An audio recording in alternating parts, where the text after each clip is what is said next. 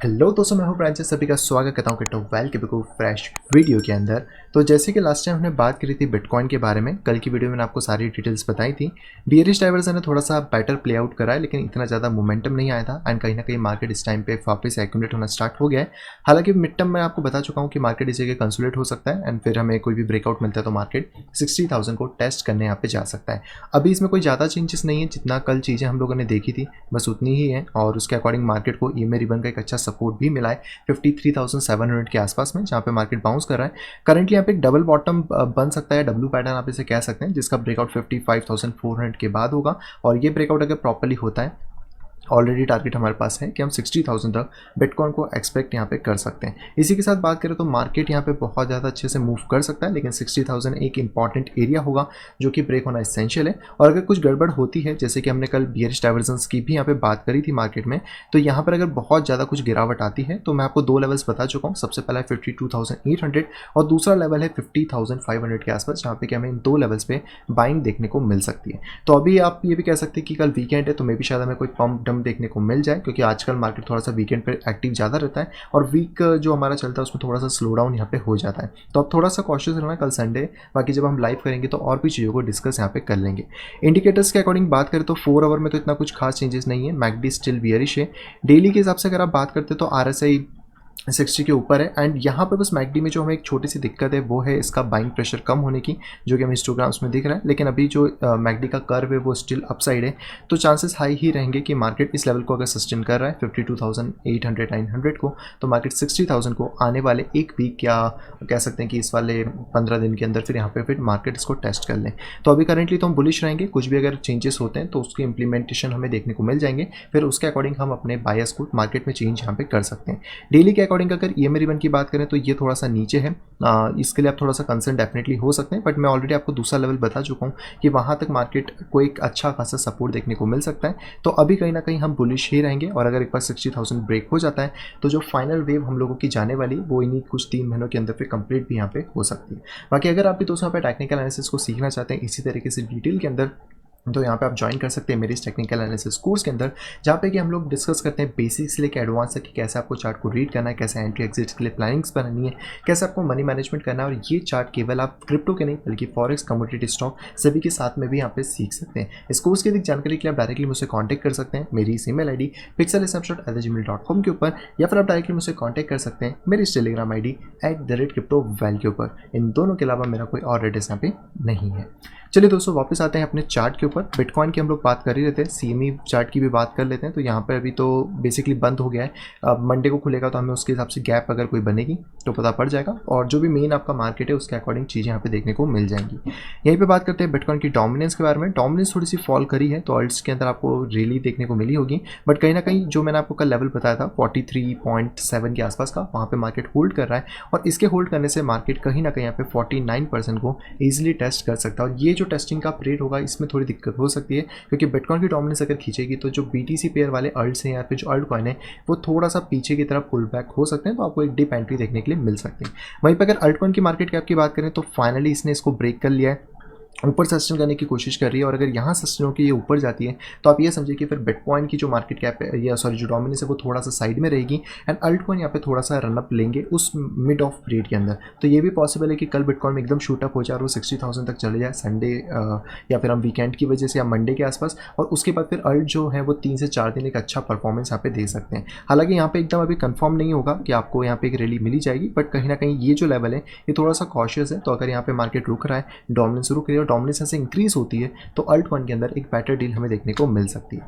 यहीं पे बात करते हैं इथेरियम के बारे में। तो दोनों आपको कल मैंने सिनेरियो बताई दिए थे, या तो यहाँ पे एक हेड एंड शोल्डर बन सकता है या फिर मार्केट डायरेक्टली इसको ब्रेक कर सकता है। तो अभी तक तो कुछ हुआ नहीं है, तो हम लोग वेट करते हैं कि मार्केट यहाँ पे क्या फॉर्मेशंस को क्रिएट करने वाला है। और इसी के साथ अगर आप चीज़ें देखते हैं तो यहाँ पर मार्केट है ना एक बुल फ्लैग या फिर आप असेंडिंग ट्रायंगल इसको कह सकते हो, इस तरह का फॉर्मेशन है जिसका ब्रेकआउट लगभग 3600 के आसपास ही होने वाला है। एंड ये एक बड़ा सा कप एंड हैंडल भी है जो हम लोगों ने ऑलरेडी पहले भी डिस्कस करा हुआ है, ये वाला एक कप और ये एक हैंडल।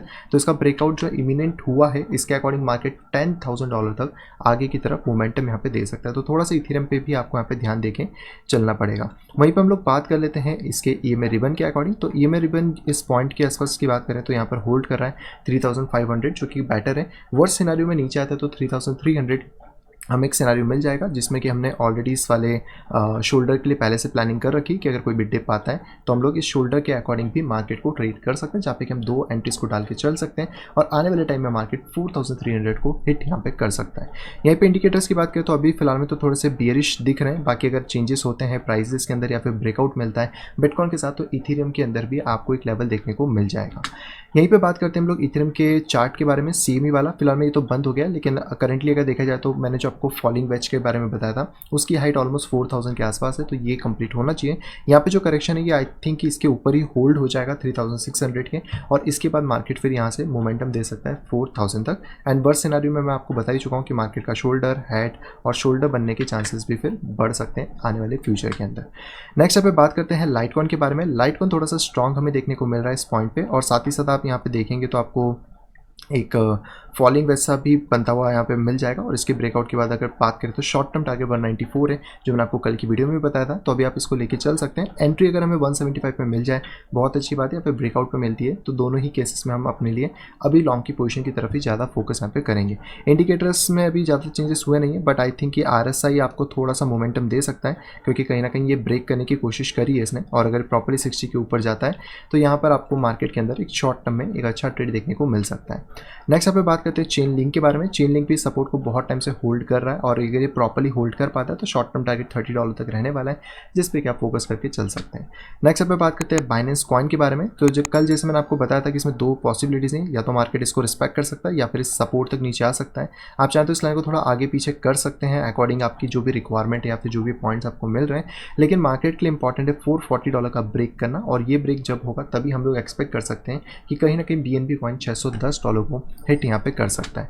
नेक्स्ट पे बात करते हैं XRP के बारे में। फाइनली XRP का ब्रेकआउट हमें देखने को मिला है, तो अगर आपने कल ये ट्रेड लिया होगा तो आई थिंक कि आप एक अच्छी पोजीशन में होंगे। लगभग 4% का मोमेंटम आया है, बट मेरी एक्सपेक्टेशन है कि बिटकॉइन अभी अगर ब्रेकआउट दे देता है तो यहाँ पे कहीं ना कहीं $1.3 तक हम XRP को एक्सपेक्ट करके चल सकते हैं। स्टॉप आप इसके नीचे रख के चलो, बाकी जो लेवल है वो यहाँ पे आपको देखने को मिल जाएगा। नेक्स्ट यहाँ पे बात करते हैं नियो की। नियो का भी फाइनली ब्रेकआउट हो गया, जो कल मैंने आपको ट्रायंगल बताया था। अब बस मार्केट को इस पोजीशन पे होल्ड होना चाहिए 46 से 48 के बीच में, और यहाँ पे अगर मार्केट होल्ड होता है तो कहीं ना कहीं मार्केट $64-66 को टेस्ट करने यहाँ पे फिर जा सकता है। नेक्स्ट यहाँ पे बात करते हैं डॉट के बारे में। डॉट का भी ब्रेकआउट हमें देखने को मिला है। फिलहाल में मार्केट थोड़ा सा इस एरिया के आसपास आप कह सकते हैं कि रुकने की कोशिश कर रहा है, और मार्केट अगर 33 के आसपास होल्ड करता है तो शॉर्ट टर्म टारगेट 38 है एंड मिड टर्म टारगेट हमारे पास $42 का देखने को मिल जाएगा। तो इसमें अभी कोई चेंजेस नहीं है। स्टॉप की बात करें तो हम $32 के नीचे ही लेके चलेंगे। एंट्रीज अगर हमें 33 से लेकर 34 के बीच में मिल जाए तो बहुत अच्छी डील यहाँ पे बन सकती है। नेक्स्ट यहाँ पे बात करते हैं बिटकॉइन कैश के बारे में। तो कल जैसा आपको मैंने बताया था कि मार्केट यहाँ पे थोड़ा सा होवर कर सकता है। ऑब्वियसली हमारे बाय जोन में आया है और यहाँ से मार्केट ने एक बाउंस दिया है, तो अगर आपने यहाँ से लिया होगा तो 3% का फिलहाल में मोमेंटम है। लेकिन यहाँ पे अगर प्रॉपर्ली अब हमें ब्रेकआउट देखने को मिलता है इस वाले आप कह सकते हैं जोन का, तो यहाँ से मार्केट कहीं ना कहीं $700 को टेस्ट करने के लिए जा सकता है, और ये एक बहुत अच्छा लेवल होगा। यहाँ से अगर मोमेंटम मिलता है तो लगभग हम एक्सपेक्ट करेंगे कि मार्केट 14% का मोमेंटम हमें शॉर्ट टर्म में यहाँ पे दे दे।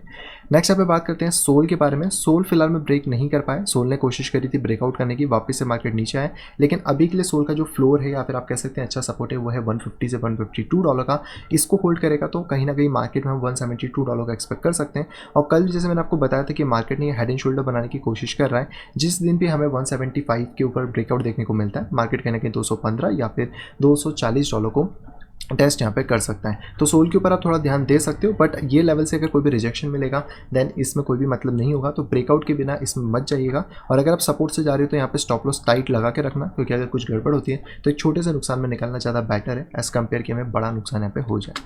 नेक्स्ट यहाँ पे बात करते हैं कार्डेनो के बारे में। कार्डेनो का मोमेंटम भी एकदम सही चल रहा है। आप अगर देखेंगे तो यहाँ पर भी आपको एक छोटा सा फॉलिंग वेज देखने को मिल रहा है, या फिर आप इसको एज अ बुल फ्लैग भी ट्रीट कर सकते हैं इस पोजीशन से। तो यहाँ से जो ब्रेकआउट होगा वो मार्केट को 2.4 से $2.5, जो कि ऑब्वियसली मैं आपको बहुत दिन पहले से बता रहा हूँ, उस तक मार्केट को हिट यहाँ पे कर सकता है। तो ये थे दोस्तों सारे के सारे कॉइन्स हमारे सारे लेवल्स आपको बता चुका हूँ, सारी चीज़ें बता चुका हूँ। कल से बहुत ज़्यादा चेंजेस नहीं है अभी मार्केट में, लेकिन कुछ कुछ जगह पे आपको एंट्रीज मिल सकती है। तो अगर आप रिस्क अफोर्ड कर सकते हो, स्टॉप लॉस आपका टाइट रख सकते हैं, तो डेफिनेटली आप एंट्रीज को यहाँ पे बना सकते हैं। तो ये थे कॉइन। अब चलते सीधे अपनी न्यूज़ पे।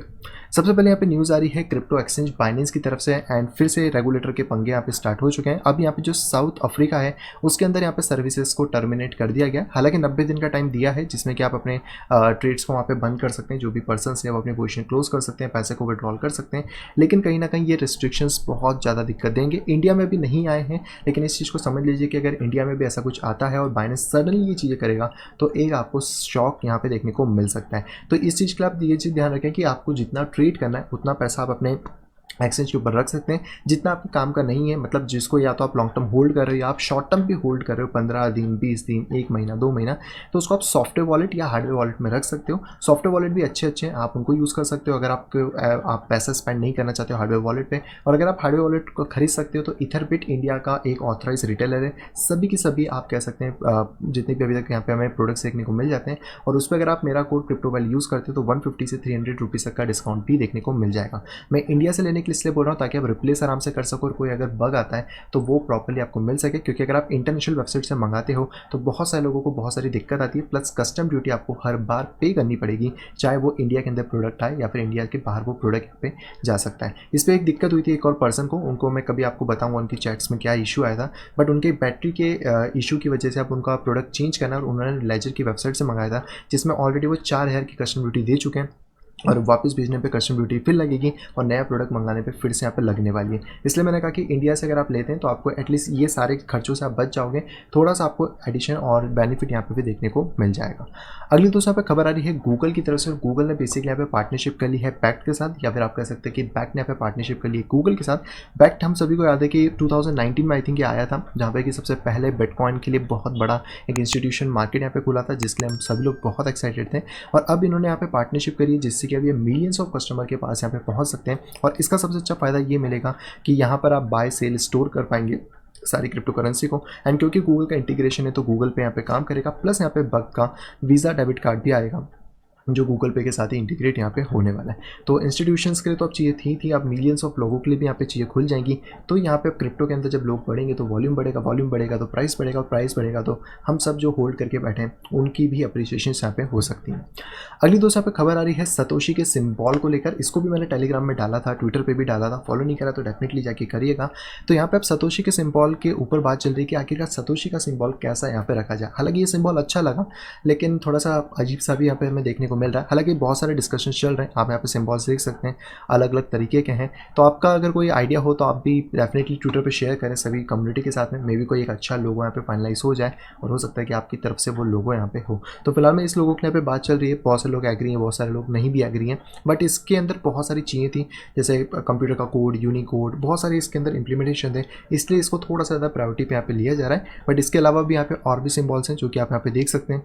और हालांकि डॉलर से तो थोड़ा अलग रखना पड़ेगा वरना कोई सेंस यहाँ पे बनेगा नहीं। तो देखते हैं कि क्या चीज़ें फाइनलाइज होती हैं, आगे जो भी होगा आपको मैं अपडेट यहाँ पे कर दूंगा।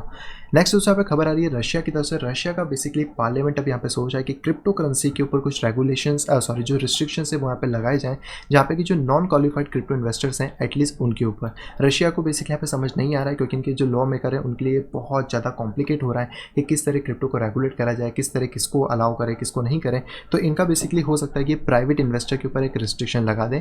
एंड प्राइवेट इन्वेस्टर मोस्टली हम जैसे रिटेलर ही होते हैं, बट अगर रशिया ऐसा कुछ भी करता है तो डेफिनेटली रशिया में दिक्कतें यहाँ पे खड़ी हो सकती है। हालांकि रशिया का कहना है कि यहाँ पे पैसा भी बहुत है पर रिस्क भी बहुत ज़्यादा है, जो कि ऑब्वियसली बात है। और यहाँ पे जो अनक्वालिफाइड इंडिविजुअल्स हैं वो उनकी इन्वेस्टमेंट की यहाँ पे थोड़े इश्यूज़ हैं। तो यहाँ पे मेरे हिसाब से इसको रिस्ट्रिक्शन लगाने के बजाय उनको एजुकेट करना चाहिए, ज़्यादा बेटर होगा, ज़्यादा अच्छी तरीके से चीज़ समझ पाएंगे। जैसे कि मैं आपको सभी लोगों के लिए मैंने अपना कोर्स बना रखा है, जिसको नहीं आता है वो सीखे समझे प्रॉपर तरीके से, ताकि वो ट्रेडिंग को प्रॉपर तरीके से यहाँ पे कर पाए। उसी तरीके से अगर यहाँ पर भी चीज़ें होंगी, एजुकेशन को इम्प्लीमेंट करा जाएगा, तो कहीं ना कहीं बहुत ज़्यादा लेवल के ऊपर मास यहाँ पे आप कह सकते हैं कि चीज़ें हो सकती हैं। बाकी देखते हैं कि रशिया क्या कदम लेता है, पर रशिया भी एक बड़ा मार्केट है, बड़ा प्लेयर है, तो मार्केट पर शॉर्ट टर्म इफेक्ट देखने को मिल सकता है अगर ऐसे कोई भी चीज़ या कोई भी गड़बड़ यहाँ पे होती है। तो अगली दूसरा पे खबर आ रही है यूएस की तरफ से। और यूएस का क्या ही बोले, मतलब जितना मन करे उतना पैसा छापो। पहले तो कोविड के टाइम पे छापा, और अब यहाँ पे उससे भी बढ़ के एक और नया आइडिया निकल के आ गया, जहाँ पे कि $1 ट्रिलियन के प्लैटिनम कॉइन्स को छापने की यहाँ पे बात चल रही है। अभी छापा नहीं है पर छापने की बात चल रही है। और ये सारी क्यों? ताकि अमेरिका को जो इनका डेप्थ क्राइसिस है उससे यहाँ पे बचाया जा सके। और ये एक बहुत ही ज़्यादा बड़ी बात है, क्योंकि अगर ऐसा होता है तो हो सकता है अमेरिका यहाँ पे डिफ़ॉल्ट कर जाए। और अगर अमेरिका लुढ़का तो पूरी की पूरी दुनिया लुढ़क जाएगी, क्योंकि अमेरिका के बेस यानी कि डॉलर ही एक आप कह सकते हैं कि इंटरनेशनल व्यापार के लिए करेंसी है, बहुत सारी चीज़ें हैं। तो बेसिकली इनमें से कुछ आइडियाज़ इनको निकालने थे। अब इनमें से एक आइडिया ये भी आया कि $1 ट्रिलियन के प्लैटिनम कॉइन्स कर दी जाए, ताकि जो ट्रेजरी उसका कैश यहाँ पे मेंटेन रह सके। और अगर ऐसा होता है तो फिर से बात वहीं आ जाती है कि सारी चीज़ें जो बन रही हैं एक थिन एयर से बन रही हैं, जो कहीं ना कहीं आगे पीछे चल के फिर से कहीं ना कहीं इफेक्ट हमें इकोनॉमी में करेगी। और फिएट मनी तो यहाँ पे रुकना नहीं है, तो आप समझ लो आपका इन्फ्लेशन और आपकी जितनी भी परचेसिंग पावर है ये ऑटोमेटिकली सबकी चीज़ों पे यहाँ पे इफेक्ट तो पड़ने ही वाला है। बाकी देखते हैं कि क्या इनका डिसीजन निकल के आता है। बट अगर ऐसा हो गया तो फिर तो कोई भी छापेगा, कोई भी सब करेगा। वैसे छाप ही नहीं तो उसमें क्या बोलने का। अगली दोस्तों पे जो खबर है दोस्तों वो आ रही है यहाँ पे bitcoin.com के वॉलेट की तरफ से। और अब यहाँ पे आपको डैप का सपोर्ट देखने को मिल गया है। तो यहाँ पे अगर आपके पास वॉल कनेक्ट का सपोर्ट रहेगा जिस जिस जगह पे, वहाँ पे आप डायरेक्टली यूज़ कर पाएंगे। जैसे ट्रस्ट वॉलेट में करते हैं कि आप उसको स्कैन करते हैं, QR कोड को डायरेक्टली आप वहाँ पे पहुँच जाते हैं, उसी तरीके से यहाँ पे आने वाला है। और अब यहाँ पे आप bitcoin.com के वॉलेट के through decentralise exchange, NFT market और बहुत सारी सर्विसेज जो कि हमें ट्रस्ट वॉलेट, सेपल वॉलेट या लेजर ये पहले से प्रोवाइड कराते आ रहे हैं, वो सभी आप यहाँ पे एक्सेस कर पाएंगे। मेटामास्क उसमें इंक्लूडेड है। आज की दोस्तों जो आखिरी खबर आ रही है बेसिकली आ रही है श्रीलंका की तरफ से। इंडिया से ज़्यादा मुझे भी श्रीलंका थोड़ा सा सही लग रहा है, क्योंकि इन्होंने यहाँ पे कमेटी बनाई है इंप्लीमेंट करने के लिए क्रिप्टो माइनिंग और ब्लॉकचेन के कॉन्सेप्ट को। हालांकि इसमें इनका बेसिकली जो भी रेगुलेशन है उसको ही यहाँ पे स्टडी करा जाएगा, सारी चीज़ें करी जाएंगी।